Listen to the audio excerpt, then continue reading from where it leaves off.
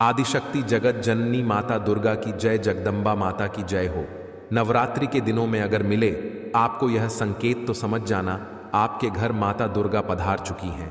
और साथ ही हम आप लोगों को नवरात्रि के पावन दिनों में 2 लौंग से धन प्राप्ति के ऐसे चमत्कारी महा उपाय बताने वाले हैं जिसे करने मात्र से आपसे माता दुर्गा और माता लक्ष्मी प्रसन्न हो जाएंगी। इतना धन बरसेगा कि खुशियों से भर जाएगा, आपका घर बन जाओगे, आप करोड़पति। इसलिए वीडियो को मिस ना करें और वीडियो को अंत तक देखें ताकि आप लोग यह उपाय करके नवरात्रि के शुभ दिनों में माता से अपनी मनोकामना पूर्ण करवा सकें। तो पहले तो हम बात कर लेते हैं कि नवरात्रि में कौन से संकेत मिलने पर पता चलता है कि माता रानी हमारे घर पधार चुकी हैं और हमारे घर को खुशियों से भर देने वाली हैं।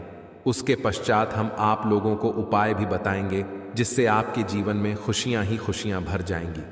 नमस्कार दोस्तों, स्वागत है आप सभी का एक बार फिर से आपके अपने ही चैनल में। दोस्तों, आज की यह वीडियो बहुत ही ज़्यादा लाभप्रद होने वाली है क्योंकि आज के इस वीडियो में हम आपको शास्त्रों के अनुसार कुछ ऐसे संकेतों के बारे में बताएंगे जो कि यदि आपको इस नवरात्रि के 9 दिनों में किसी भी दिन मिल जाते हैं तो आपको समझ लेना चाहिए कि माता नवदुर्गा अपने गणों के साथ आपके घर पधार चुकी हैं। तो चलिए दोस्तों, संकेतों के बारे में बात करते हैं। लेकिन उससे पहले यदि आप भी इस नवरात्रि अपने जीवन में माता वैष्णव की कृपा अपने और अपने परिवारजनों पर पाना चाहते हैं तो कमेंट में जय माता दी जरूर लिख दें। दोस्तों, हमारे हिंदू संस्कृति में कुल 4 नवरात्रों का वर्णन है जिसमें से कि 2 गुप्त नवरात्र होते हैं एवं 2 प्रत्यक्ष नवरात्रि होते हैं। इन सभी नवरात्रों में सबसे बड़ा और श्रेष्ठ महत्व शनवरात्रि का होता है। नवरात्रि के इन 9 दिनों में हम अपने घर पर कलश की स्थापना करके माता रानी की पूजा आराधना करते हैं एवं उनका आशीर्वाद प्राप्त करते हैं। दोस्तों, हमारे शास्त्रों में ऐसे 7 संकेतों का वर्णन हमें मिलता है जो कि माता रानी के आपके घर में होने के सबूत देते हैं। साथ ही नवरात्रि में यह 7 संकेत बताते हैं कि माँ दुर्गा आपसे बहुत प्रसन्न है और आपके घर में स्वयं आ चुकी है। यह 7 संकेत आप भी अपने घर में जरूर चेक करना। नवरात्रि में माँ दुर्गा चैतन्य होती है, इसलिए इन दिनों में की गई सच्ची भक्ति का परिणाम माता दुर्गा हमें तुरंत दिखा देती है। इसलिए नवरात्रि के इन सभी 9 दिनों में हमें सच्ची भक्ति से माता रानी की पूजा उपासना करनी चाहिए और साथ ही गलत कर्मों को करने से भी बचना चाहिए क्योंकि इस समय गलत कर्म करने से चैतन्य होने के कारण माता रानी हमें उस कर्म का बुरा परिणाम भी तत्काल दिखाती है, हमें दंडित भी करती है। नवरात्रि के पूरे 9 दिन हमें पूर्ण रूप से सात्विक विचार से रहना चाहिए। हमें 9 दिनों तक कपट, छल, ईर्ष्या और द्वेष का परित्याग कर देना चाहिए क्योंकि जिस व्यक्ति के विचार शुद्ध एवं आचरण पवित्र होते हैं, माता दुर्गा उन्हीं के घर आती है। माँ दुर्गा जिस घर में आती है उस घर को तीर्थों से भी ज्यादा पवित्र एवं शुद्ध कर देती है। वहां रहने वाले सभी लोगों की बुद्धि भक्तिमय हो जाती है और घर एकदम शांत रहता है, आनंददायी लगने लगता है। तो आप भी अपने घर में चेक करना। ये अगर 7 में से कोई भी संकेत आपको मिलने लगे तो समझ जाना माता रानी आपके घर में आ चुकी है। तो आइए जानते हैं कुछ संकेत को बताने से पहले अभी तक आपने वीडियो को लाइक नहीं किया है तो वीडियो को लाइक जरूर कर दें और कमेंट बॉक्स में अपनी राशि भी डाल दीजिएगा। यदि हमारे पास कोई उपाय होगा जिसे करके आप नवरात्रि के इन पावन दिनों में आदिशक्ति माता जगदम्बा की कृपा प्राप्त कर सकते हैं तो वह आकर हम आपके कमेंट के रिप्लाई में बता देंगे। दोस्तों, सर्वप्रथम मैं आप लोगों को नवरात्रि के दिनों में किए जाने वाले कुछ उपाय बताऊंगा जिन्हें करके आप अपने जीवन को पूरी तरीके से बदल सकते हैं। साथ ही साथ नवदुर्गा के 9 स्वरूप एवं उनकी महिमा से भी आपको अवगत करवाऊंगी क्योंकि शास्त्रों में ऐसा वर्णित है कि जो भी कोई नवरात्रि के दिनों में माता नवदुर्गा की महिमा एक बार भी सुन लेता है उसे अपने जीवन में फिर कभी भी पैसों को लेकर परेशान नहीं रहना पड़ता। दोस्तों, आज की यह वीडियो इतनी ज़्यादा महत्वपूर्ण है कि अगर आपने इस वीडियो को मिस कर दिया तो सारी जिंदगी आपको पछताना पड़ सकता है। दोस्तों, भाग्यशाली व्यक्ति के घर में माता रानी आती है और यह संकेत देती है क्योंकि इस समय माता रानी हमारे घर में आ जाती है, लेकिन कुछ गलतियों के कारण हम माता रानी को पहचान नहीं पाते। यही सबसे बड़ी हमारी मूर्खता है। तो वीडियो को ध्यान से देखना। माता रानी के जो 9 स्वरूप कहे गए हैं, उनकी पूजा करने से हमें अलग अलग फल की प्राप्ति होती है। ये जानकारी सबसे पहले जानते हैं, क्योंकि आप में से अधिकतर लोग वीडियो को देख रहे हैं, वह नवदुर्गा माता की पूजा करते हैं, लेकिन उनके जो 9 स्वरूप है, उनकी पूजा करने से कौन से फल की प्राप्ति होती है, उनके बारे में उन्हें पता नहीं होता। तो सारी जानकारी विस्तार से बताऊंगा। अगर आप माता रानी के सच्चे भक्त हैं तो वीडियो को पूरा जरूर देखना, क्योंकि अधूरा ज्ञान हमेशा खतरनाक साबित होता है। ध्यान से देखना और कमेंट बॉक्स में जय माता दी जरूर लिखना। नवरात्रि के प्रथम दिन हम देवी मां शैलपुत्री की पूजा करते हैं। नवरात्रि में जो माता का प्रथम स्वरूप है वह है शैलपुत्री। तो शैलपुत्री किस लिए बोला जाता है? यह पर्वतराज हिमालय के घर पुत्री के रूप में उत्पन्न हुई थी, इसीलिए इनका नाम शैलपुत्री पड़ा है। वृषभ में माता जो शैलपुत्री स्थित रहती है, वृषभ इनका वाहन है। यह अपने हाथों में खड्ग, चक्र, गदा, धनुष, बाण, परीक्षा शूल, सुम कपाल और शंख को धारण करके संपूर्ण आभूषण से विभूषित होती है। नीलमणि के समान कांति युक्त 10 भुजा माता के हैं। चरण वाली है, इनके दाहिने हाथ में त्रिशूल और बाएं हाथ में कमल पुष्प है। देवी शैलपुत्री शक्ति, दृढ़ता, आधार पर स्थिरता का प्रतीक है। माता की उपासना करने से जीवन में स्थिरता आती है। तो अगर आप भी माता शैलपुत्री को प्रसन्न करना चाहते हैं तो आपके जीवन में स्थिरता आएगी। माता शैलपुत्री का जो बीज मंत्र है वो है ओम संघ शैलपुत्री देवीय नमः। नवरात्रि के द्वितीय दिवस हम माता ब्रह्मचारिणी की पूजा करते हैं। देवी ब्रह्मचारिणी की आराधना करने से कई प्रकार के मनोरथ की पूर्ति होती है।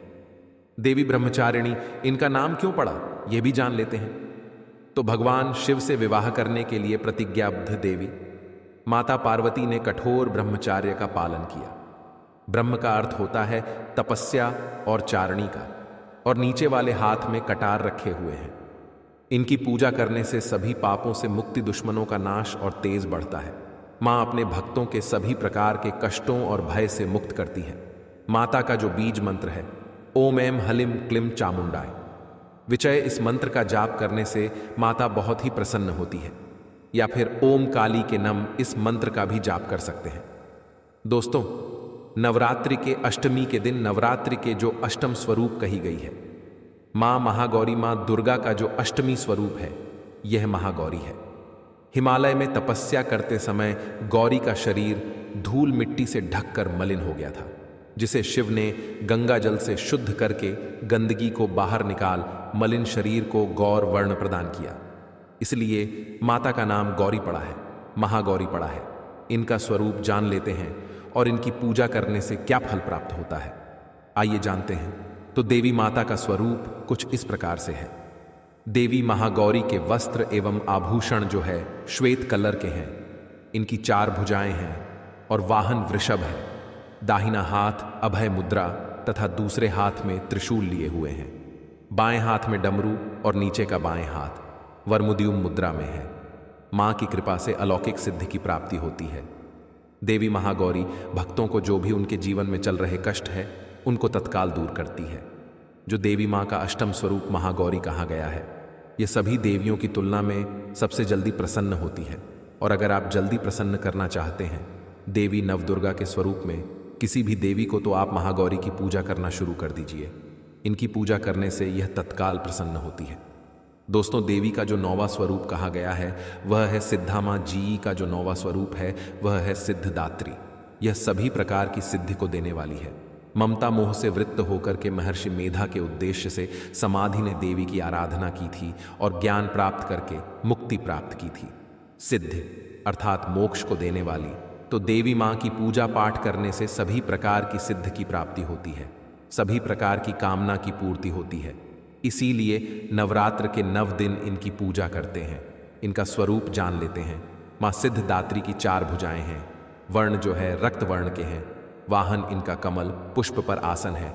एक हाथ में कमल, दूसरे हाथ में चक्र, तीसरे हाथ में गदा, चौथे हाथ में शंख है। देवी प्रसन्न मुद्रा में है। इनकी आराधना से साधक को अनिमाइज, दूत श्रवण करने की सिद्धि आदि समस्त सिद्धि नवनिधि की प्राप्ति होती है। दोस्तों, इनकी पूजा से असंभव कार्य को भी संभव कर सकते हैं। इसलिए अधिकतर जितने भी जातक हैं, साधक हैं, सिद्धि प्राप्त करने वाले जातक माँ सिद्धदात्री की पूजा करते हैं। और माँ कभी भी, चाहे असुर हो या मानव हो, चाहे दानव हो, चाहे कोई भी हो, कितना भी उत्तम साधु क्यों ना हो, किसी पर यह भेदभाव नहीं करती, सभी को यह सिद्धि प्रदान करती है। इनका जो बीज मंत्र है ओम सिद्धिदात्री नमः। आप में से अधिकतर दर्शक हमें कमेंट करते हैं कि गुरुजी हमें की प्राप्ति करने के लिए क्या करना चाहिए। तो अगर आप सिद्धि प्राप्त करना चाहते हैं तो माँ सिद्धिदात्री की आराधना करना शुरू कर दीजिए और जो बीज मंत्र बताया है इस बीज मंत्र का जितना ज्यादा हो सके जाप करें। इस बीज मंत्र का जाप करने से आपको 8 प्रकार की सिद्धि और 9 प्रकार की निधि की प्राप्ति होती है। दोस्तों, आइए दोस्तों, अब हम जानते हैं नवरात्रि के वह 7 संकेत जो बताते हैं माता रानी आपसे बेहद प्रसन्न है एवं आपके घर आ गई है। पहला संकेत है बार बार गौ माता का आना। जिस घर में माँ दुर्गा रहती है उस घर में उनकी बहन कामधेनु उनकी सेवा के लिए, उनके दर्शन के लिए बार बार घर के द्वार पर आती ही है और यह घर के इर्द गिर्द घूमती रहती है, जाती है, फिर अगले दिन आ जाती है। तो समझ जाना माता रानी आपके घर में आ चुकी है। दूसरा संकेत मधुमक्खी का घर में आना। जी हां दोस्तों, मधुमक्खी को मां दुर्गा का स्वरूप कहा गया है। जिस घर में नवरात्रि में मधुमक्खी आती है तो समझ जाना उस घर में माता रानी आ चुकी है, क्योंकि जो मधुमक्खी है यह मां दुर्गा का ही स्वरूप कहीं गई है और यह अपने पूर्ण स्वरूप के दर्शन के लिए अर्थात नवदुर्गा के दर्शन के लिए सेविका बन करके आती है। तो समझ जाना आपके घर में मां दुर्गा आ चुकी है। तीसरा संकेत ज्योति का तीव्र गति में जलना। जी हां, अगर आपने अपने घर में माता रानी की प्रसन्नता के लिए, भक्ति प्राप्त करने के लिए ज्योति स्थापित करके रखी है और अगर ज्योति की लौ अनक से तीव्र गति से जल रही है या जो धूप अगरबत्ती आपने जलाई है उसने ओम की आकृति बनने लग जाए तो समझ जाना ज्योति के समक्ष स्वयं माता रानी खड़ी है और आपको भी अंतरात्मा से माता रानी के होने का एहसास होगा। तो इन संकेत से भी पता कर सकते हैं कि माता रानी आपके घर में आ चुकी है। चौथा संकेत नवरात्रि में दीपक की बाती में फूल का बनना। अगर आपके दीपक की बत्ती में अचानक से फूल बनने लगे तो समझ जाना नवदुर्गा माता आपके ऊपर बहुत प्रसन्न है, आपके ऊपर पूर्ण रूप से अपनी कृपा बरसा रही है और माता रानी आपके घर में आ चुकी है। आपके सभी कष्टों को दूर करके माता रानी इस लोक से फिर जाएंगी, अर्थात आपके घर से जाएंगी। दोस्तों, पांचवा संकेत बताते हैं बार बार घर में अगर काली चींटी निकलने लगे, अगर काली चींटी समूह में निकल रही है और रास्ता काट रही है तो समझ जाना माता रानी आ चुकी है और आपकी सभी प्रकार की इच्छा को पूर्ण करके ही जाएंगी। यह माता लक्ष्मी के होने का एहसास कराता है। छठवां संकेत अचानक घर में मनमोहक सुगंध आने लगे। अब यह संकेत बहुत ही ज्यादा बड़ा संकेत है। दोस्तों, अगर आपको अपने घर में अचानक से इत्र, परफ्यूम, मोगरे जैसी या कोई भी मनमोहक सुगंध आने लगे, तीव्र सुगंध आने लगे, ठंडी हवा चलने लगे तो समझ जाना माता रानी आ चुकी है और अपने होने का एहसास आपको दे रही है। आप तुरंत इस संकेत को समझ करके माता जगदम्बा को मन ही मन प्रणाम करना तो इन संकेतों से भी पता कर सकते हैं कि माता रानी आपके घर में आ चुकी है। दोस्तों, सातवां संकेत फटे कपड़े पहने अगर कोई याचक आ जाए तो समझ जाना माता रानी आपके द्वार पर याचक बनकर के आ चुकी है। नवरात्रि में कोई भी याचक आए तो खाली हाथ भूल कर भी मत जाने देना, क्योंकि स्वयं माता रानी परीक्षा लेने के लिए हमारे घर में याचक बन करके आ जाती है, क्योंकि ईश्वर अपने भक्तों की परीक्षा लेने के लिए धरती पर स्वयं आते हैं। आप याचक को पेट भोजन कराना एवं कुछ दक्षिणा भी अवश्य देना वास बना लेती है और वही निवास करती है। बस नवरात्रि शुक्रवार के दिन इस चीज का त्याग करना चाहिए, पालन करना चाहिए। नवरात्रों में लहसुन, प्याज और खट्टा, फिर चाहे आपने व्रत भी नहीं रखा है फिर भी आपको शुक्रवार के दिन या अन्य दिनों में लहसुन प्याज नहीं खाना चाहिए। लेकिन हाँ, पानी पूरी आप खा सकते हैं, वह भी जब नवरात्रि समाप्त हो जाए। दोस्तों, नवरात्रि के दिन सेब जरूर खाना चाहिए। शास्त्रों में बताया जाता है कि भगवान के भोग में सेब आदि जरूर किया जाता है। अगर आपका व्रत है तो आपको सेब जरूर खाना चाहिए। केला, पपीता, तरबूज और मीठे अंगूर जरूर खाना चाहिए। इन फलों से व्रत भारी को शक्ति मिलती है और व्रत संपूर्ण हो जाता है। शास्त्रों में बताया जाता है कि नवरात्रों के दिनों में सीताफल जरूर खाना चाहिए। सीताफल खाने से 20 ऐसी बीमारियां हैं जो खत्म हो जाती हैं, माना जाता है। नवरात्रों के दिनों में सीताफल का घर में प्रवेश होना ही शुभ माना गया है। सीताफल खाने से नवरात्रि का व्रत सफल हो जाता है, क्योंकि इसमें माता सीता का आशीर्वाद मिला हुआ होता है। माना जाता है भगवान राम के वनवास के द्वार में माता सीता ने यही फल खाया था। नवरात्रि के दौरान इसे जो भी खाता है उसे दुखों का सामना नहीं करना पड़ता। सीताफल आपको जरूर खाना चाहिए। माता सीता प्रसन्न होती हैं और आशीर्वाद देती हैं। दोस्तों, नवरात्रों में तेल की तली हुई हरी मिर्च खा सकते हैं, लेकिन कम मात्रा में खाना है।